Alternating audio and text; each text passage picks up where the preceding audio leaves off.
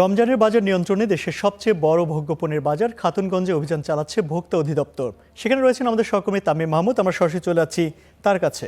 তামিম, ভোক্তা অধিকার অধিদপ্তরের যে অভিযান সেখানে হয়েছে, সেখানে কোনো অনিয়ম অসঙ্গতি তারা পেয়েছে কিনা এবং পেলে কি ধরনের অনিয়ম সেখানে পেয়েছে আপনি একটু আমাদেরকে জানাবেন।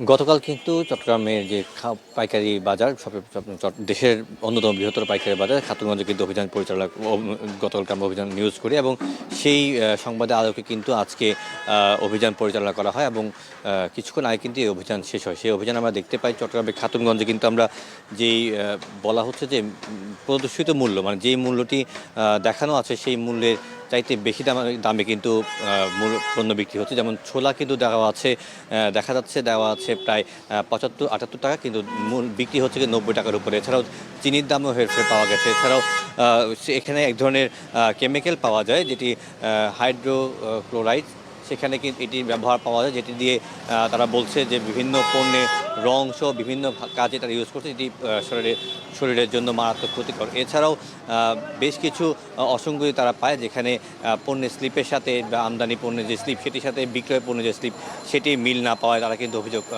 তারা কিন্তু এখানে তারা অভিযান করে এবং অভিযানে তাদের জরিমানা করে। আমরা যদি একটু বলি যে সোডিয়াম ক্লোরাইড সহ অন্যান্য যে সকল অভিযোগ এসেছে, সেই অভিযোগের প্রেক্ষিতে কিন্তু আমরা দেখেছি মূল্য বাড়তি রাখার অভিযোগও কিন্তু দুটি দোকানকে প্রায় 90,000 টাকা জরিমানা করা হয়েছে। এছাড়াও মূল্য লুকানোর অভিযোগও কিন্তু প্রায় 4,000 টাকা জরিমানা করা হয়েছে। এছাড়াও পেঁয়াজের বাজার যেটি অস্থিরতা তৈরি হয়েছে, গত দুদিন আগেও কিন্তু পেঁয়াজের বাজার যেখানে 48 থেকে 50 টাকা পর্যন্ত ছিল, সেটি কিন্তু আজকে 60 টাকার উপরে চলে গেছে। আমরা এই মুহূর্তে আছি আরেকটি খুচরা বাজারে, সেখানে কিন্তু আমরা দেখতে পাচ্ছি খুচরা বাজারে কিন্তু এর প্রভাব পড়ে গেছে ইতিমধ্যে। আমরা ছোলা দেখছি 95 থেকে 98 টাকা বিক্রি হচ্ছে। এছাড়াও চিনিও কিন্তু 100 টাকার উপরে চলে গেছে।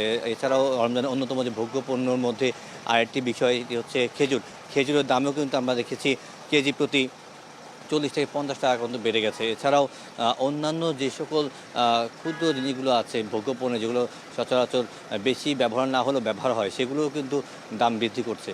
আমরা প্রতিষ্ঠায় কথা বলেছিলাম ভোক্তা অধিকারের সাথে, তারা যেটি বলছেন যে এই ধরনের অনিয়মের বিরুদ্ধে তারা কিন্তু গত মাসে কিন্তু একটি বৈঠক হয়েছিল এবং সেই বৈঠকে বলা হয়েছিল যে খাতুনগঞ্জে যেসব আড়তদার আছে এবং আমদানিকারক আছে, তারা কোনোভাবেই রমজানে পণ্য দাম বৃদ্ধি করবে না। কিন্তু সেই বৃদ্ধি তারা যে প্রতিশ্রুতি কথা না রাখাতে তারা কিন্তু অভিযান পরিচালনা করছে। এই অভিযান যাতে আরও জোরদার করে ভোক্তাদের থেকে, এই ছিল তাদের কাছে চাওয়া।